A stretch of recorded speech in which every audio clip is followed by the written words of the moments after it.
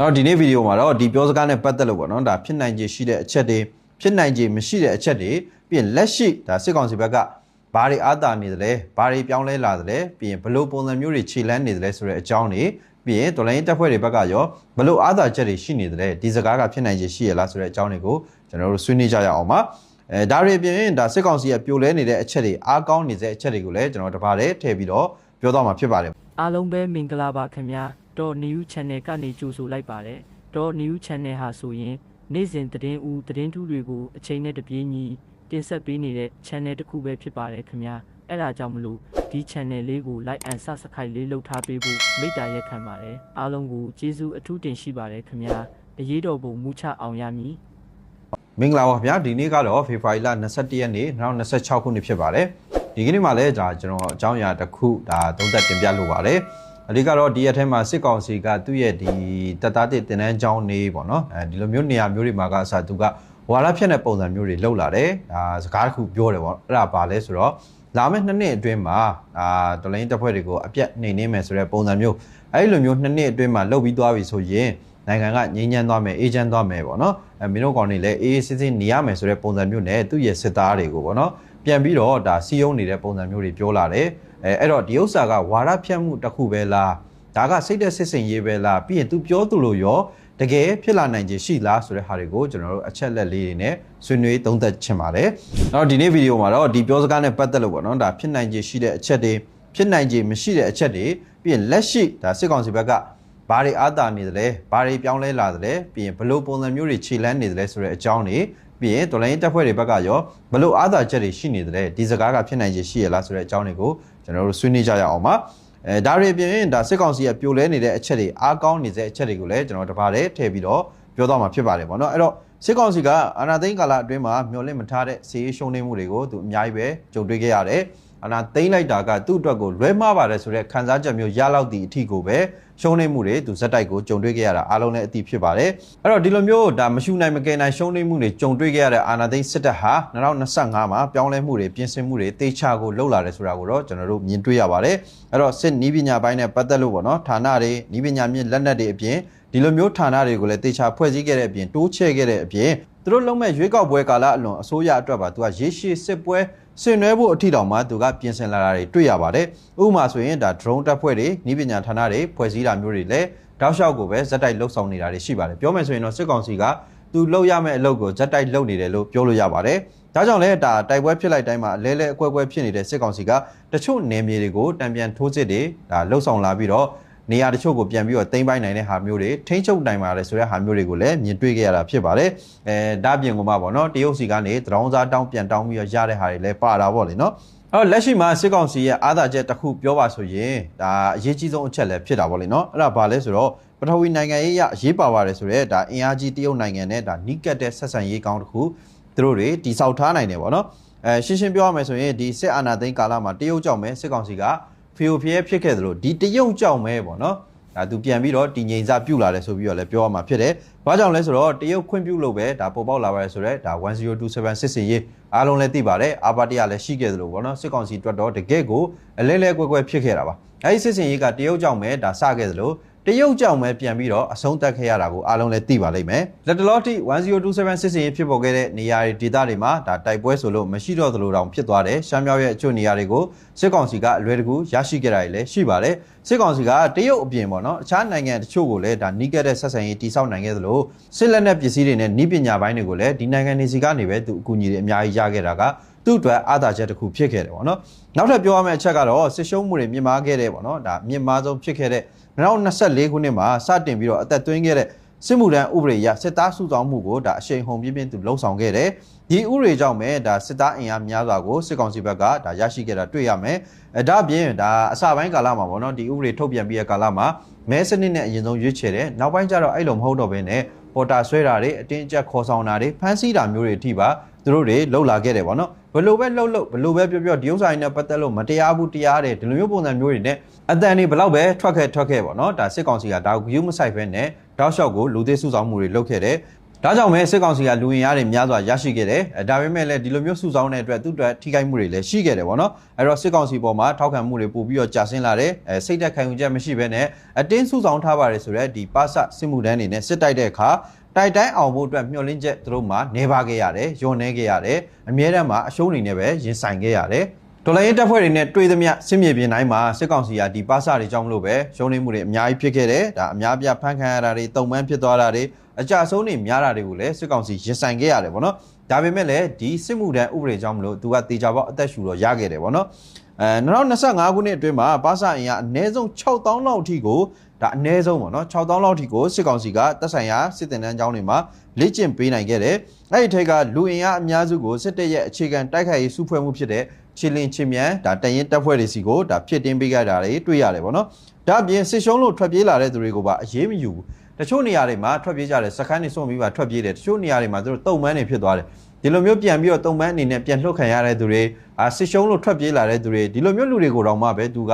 ပြစ်ပေးတာတွေအရေးယူတာတွေမလုပ်ဘဲနဲ့ပြန်ပြီးတော့စစ်မှုထမ်းခိုင်းတာတွေရှိခဲ့တယ်ဒီလူတွေကိုပဲအင်အားပြန်ဖြည့်ပြီးတော့စစ်တိုက်ခိုင်းခဲ့တာတွေကိုလည်းတွေ့ခဲ့ရတယ်ပေါ့နော်အဲ့တော့အင်အားဖြစ်တင်းလာနိုင်တဲ့အတွက်စစ်စင်ရေးနေပြင်တစ်ခုမှာကာလရှည်တာဝန်ယူနေရပြီးတော့အနားမရခဲ့ကြတဲ့သူ့ရဲ့တပ်တွေကိုအလဲလဲပုံစံမျိုးနဲ့အနားပေးနိုင်လောက်တဲ့အထိသူအသက်ရှူပေါက်ရခဲ့တယ်ပြီးရင်စစ်စင်ရေးနေမြေတွေရွှေ့ပြောင်းပြီးတော့တာဝန်ပေးလာနိုင်ခြင်းတွေသူလုပ်နိုင်ခဲ့တယ်ဥပမာဒါတောင်ခမ်းကနေနောင်ချိုဘက်ကိုထိုးစစ်မစတင်ခင်မှာတက်မတစ်ကိုဒါအနားပေးပြီးတော့စုဖွဲ့တဲ့ဒါပုံစံမျိုးတွေလုပ်ခဲ့တာကိုလည်းမြင်တွေ့ရတယ်ပေါ့နော်ဒါပေမဲ့လည်းအလှည့်ကျအနားပေးစနစ်ကိုဒါစစ်တိုင်းဒေသအားလုံးမှာလှုပ်ဆောင်နိုင်ခဲ့တာမျိုးတော့မဟုတ်ဘူးပေါ့နော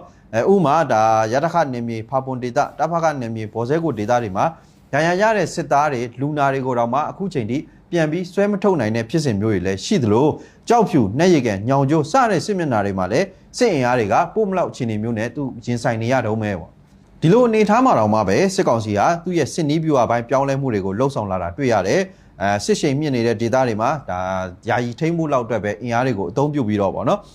်သူထိမ့်ချုပ်မယ်တကယ်ကိုအပိုင်ထိမ့်ချုပ်မယ်ဆိုတဲ့နေရာမျိုးတွေကြတော့အင်အားအလုံးရင်သုံးတယ်ခြေလင်တစ်တန်ချက်ကဒီလိုမျိုးပုံစံမျိုးတွေအပြင်မှာလေကြောင်းပြီးရင် drone ဒါလက်နက်ကြီးအလုံးရင်းနဲ့ပေါ့နော်ဒါပြန်ပြီးတော့အသာစီးရအောင်လှုပ်ဆောင်မှုအတွက်စူးစမ်းတာတွေကိုလည်းတွေ့ခဲ့ရပါတယ်ဒါတွေကသူ့ရဲ့တက်တွင်းကကြာဆင်းနေတဲ့သူ့စစ်သားတွေရဲ့စိတ်ဓာတ်တွေကိုပြန်ပြီးမြင့်တင်နိုင်မှုအတွက်လည်းရည်ရွယ်တယ်ဆိုပြီးတော့ဒါပြောရမယ်ပေါ့နော်လက်တလောစစ်ကောင်စီဘက်ကဖားဆောင်မျိုးကိုပြန်ပြီးတော့ထိန်းချုပ်နိုင်တဲ့တံပြန်ထိုးစစ်တွေမှာလည်းဒါမျိုးတွေကိုမြင်တွေ့ရနိုင်ပါတယ်နောက်တစ်ခုကသတင်းရရှိရေးအပိုင်းမှာလည်းစစ်ကောင်စီကစာရဖတွေအပြင်ကိုမှပေါ့နော်စစ်ထောက်လိုင်းရေးဟောင်းတွေကိုလည်းပြန်ပြီးတော့အသုံးပြုတာတွေတွေ့ရတယ်ပြီးရင်တော်လိုင်းဘက်ကနေဒါအမှောင်ဝင်တဲ့သူတွေတချို့တလေရှိတယ်ပေါ့နော်ဒီလိုဟာမျိုးတွေပြီးရင်တော်လိုင်းတပ်ဖွဲ့တွေကိုဖမ်းမိတာမျိုးတွေပေါ့နော်ဒီကနေပြီးတော့သတင်းတွေယူတာတွေလည်းရှိသလိုအမာခံသတင်းမွေးတာမျိုးတွေကိုလည်းတောက်လျှောက်လုပ်ခဲ့တာတွေ့ရတယ်နောက်တစ်ခုကဒါ social media account တွေကိုဒါစောင့်ကြည့်ခြေရာခံတာတွေတယ်လီဖုန်းနဲ့ဆက်သွယ်ရေးဆက်တွေကိုကြားပြတ်အတန်ဖမ်းယူလာတယ်ဒါတွေကိုလည်းတောက်လျှောက်လုပ်ခဲ့တယ်တေချာအကောင့်ထဲပေါ်ခဲ့တယ်ဒါတွေကိုတေချာတွေ့ရတယ်ပေါ့နော်ပြီးတော့အာနာသိန်းကာလအတွင်းမှာဒါတယ်လီဖုန်း operator တွေပေါ့နော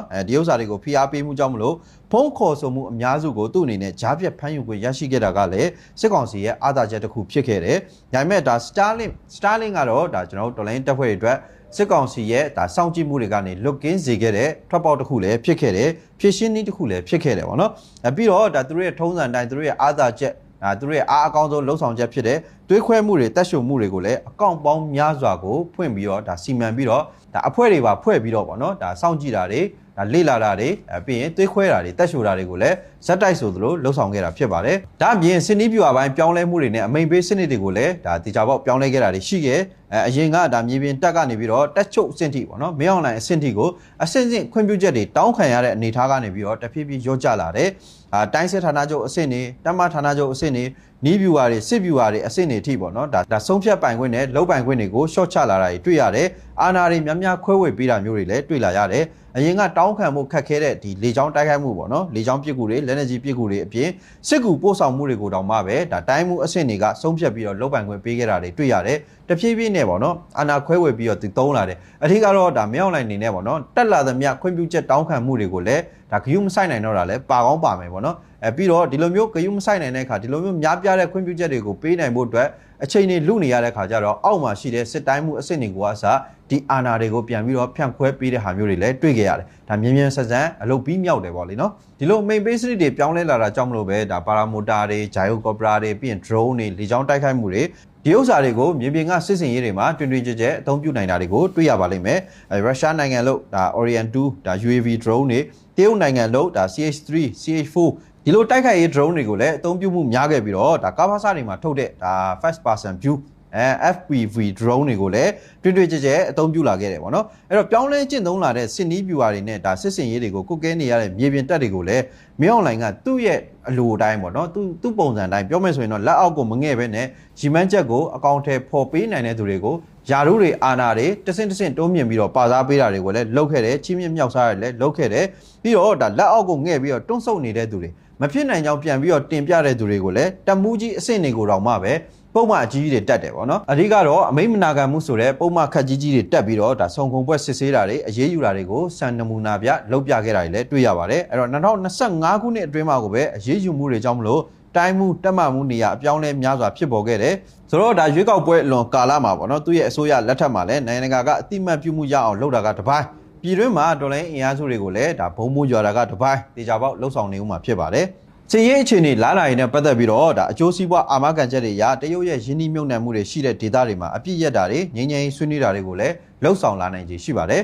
။နောက်ပေါ်လာမဲ့ဒါကြံ့ခိုင်ရေးအစိုးရအနေနဲ့လည်းပေါ့နော်ဒါသူ့ရဲ့အတူရောင်ပေါ့လေရွေးကောက်ပွဲအောင်မြင်ပြီးတဲ့နောက်မှာကြံ့ခိုင်ရေးအစိုးရအနေနဲ့လည်းငြိမ်းချမ်းရေးကိုဖိတ်ခေါ်တယ်ဆိုတဲ့ခေါင်းစဉ်နဲ့ပေါ့နော်တိုင်းရင်းသားတော်လှန်ရေးတပ်ဖွဲ့တွေနဲ့အခြားသောတော်လှန်ရေးအင်အားစုတွေကိုဒါအကျိုးစီးပွားမလုံးတွေပေးပြီးတော့စီယုံလာနိုင်ပါတယ်။ဒါကသူတို့လုပ်နေကြနီလန်မှဖြစ်တယ်။ဒါပြီးရင်ဒါလုပ်မယ်ဆိုတဲ့ဟာတွေကိုတချို့တော့ဒါအစင်လာရှိပါတယ်ဆိုတော့တိုင်းရင်းသားတော်လှန်ရေးတပ်ဖွဲ့တွေကတော့ပြည်ပြီးသားဖြစ်ပါလိမ့်မယ်ဒါအပြင်ကမှတော်လှန်ရေးတပ်တွေကြားမှာတက်ရှို့သွေးခွဲတာတွေကိုလည်းပို့ပြီးတော့လှုပ်လာနိုင်ခြေရှိပါတယ်ပြီးရင်မြန်မာနိုင်ငံအလဲပိုင်းဒေသမှာရှိတဲ့စကိုင်းတိုင်းမန္တလေးတိုင်းမကွေးတိုင်းစတဲ့ဒေသတွေကိုလည်းစစ်ကောင်စီဘက်ကပုံမဖိနှိပ်တိုက်ခိုက်လာနိုင်တာတွေရှိပါတယ်ပြီးရင်အာရခတပ်တော် AA ရဲ့ထိုးစစ်တွေဖြစ်တဲ့မကွေးပဲခူး AR ထိုးစစ်တွေကိုခုခံရင်ရခိုင်ဒေသအတွင်းမှာရှိတဲ့မြို့အချို့ကိုပြန်ရနိုင်ဖို့အတွက်လည်းစစ်ရေးအရှိန်မြင့်တင်မှုတွေပို့ပြီးတော့လှုပ်လာနိုင်ခြေရှိပါတယ်ဒါပေမဲ့ပြည်သူလူထုထောက်ခံမှုမရှိတဲ့စစ်ကောင်စီအနေနဲ့2026မှာလည်းထင်သလောက်ခီးပေါက်စရာအကြောင်းတော့ရှိမှာမဟုတ်ဘူးလို့ဆိုရမှာဖြစ်ပါတယ်။သတိထားရမယ့်အချက်တွေအနေနဲ့ဒါပြီးရင်သိထားရမယ့်အချက်တွေလည်းရှိတယ်ပေါ့နော်။သုံးသပ်ဖို့လည်းဒါကျွန်တော်အကြံပေးချင်တာရှိပါတယ်။နှစ်နှစ်အတွင်းဆိုတာကိုဒါခဏမေ့ထားလိုက်အောင်ပေါ့နော်။သူတို့ပြောခဲ့တဲ့နှစ်နှစ်အတွင်းမှာအပြီးပြတ်လုပ်မယ်ဆိုတာတွေကိုခဏမေ့ထားပြီးတော့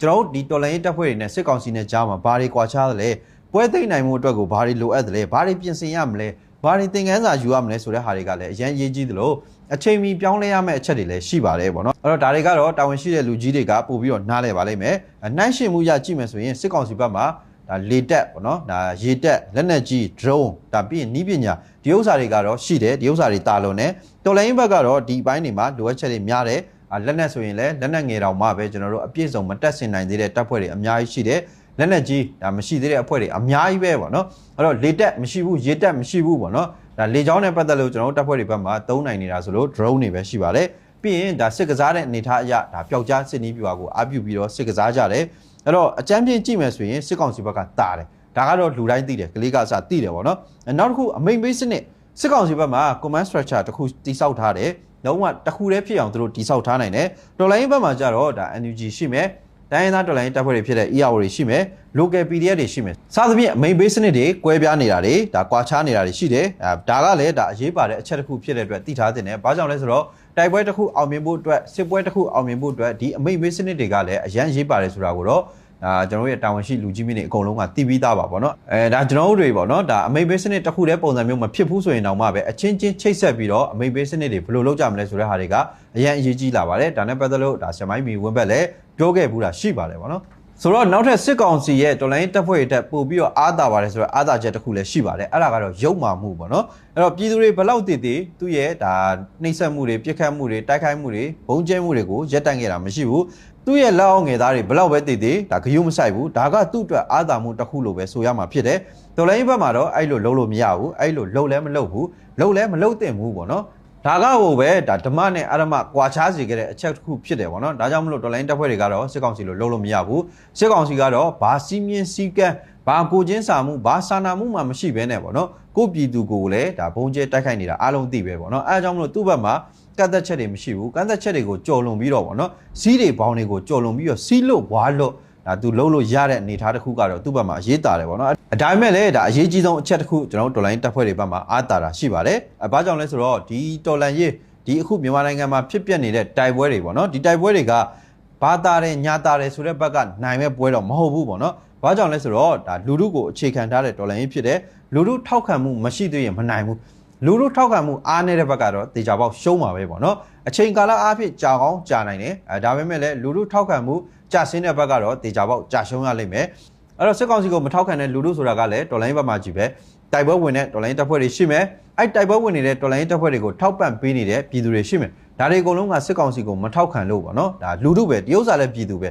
ဒီဟာတွေအကုန်လုံးကတော်လိုင်းဘက်မှာရှိမယ်အဲ့တော့တော်လိုင်းဘက်ကိုပို့ပြီးတော့ပါလာနိုင်အောင်လူထုကိုထပ်ပြီးတော့စီးယုံနိုင်မယ်ဆိုရင်စစ်ကောင်စီဟာလာမယ့်ကာလတွေမှာလည်းမရှုမလခံစားရလိမ့်မယ်ပေါ့နော်အဲ့ဒါကြောင့်မလို့အရေးကြီးဆုံးအချက်ကအခုချိန်မှာစီယုံရေးကပို့ပြီးတော့စကားပြောတာပါတယ်စီယုံရေးကပို့ပြီးတော့အားသာချက်တစ်ခုဖြစ်လာနိုင်ပါတယ်စစ်ကောင်စီကလူသစ်ရဖို့အတွက်ကိုအတင်းကျပ်ပေါ်တာဆွဲနေတဲ့အချိန်မှာကျွန်တော်တို့တော်လိုင်းတပ်ဖွဲ့အနေနဲ့ကဒါလူသစ်တွေရရှိလာဖို့အတွက်လူသစ်တွေဝင်လာဖို့အတွက်တော်လိုင်းခံယူချက်တွေပြင်းထန်လာဖို့အတွက်ကိုစီယုံရေးနီလန်မျိုးတွေနဲ့ပို့ပြီးတော့လှုံ့ဆော်သင့်ပါတယ်ပြီးတော့လူထုကိုပို့ပြီးတော့တော်လိုင်းမှာပါဝင်လာအောင်ဒီတော်လိုင်းကငါတို့နဲ့လည်းဆိုင်ပါတယ်ဆိုတဲ့ပုံစံမျိုးဖြစ်လာအောင်စီယုံရေးကအခုချိန်မှာအချက်ချာကြတယ်အတိကကြတဲ့အချက်ဆိုတာကိုတော့ဒီနေရာကနေတင်ပြခြင်းပါတယ်ဗျအားလုံးပဲကျေးဇူး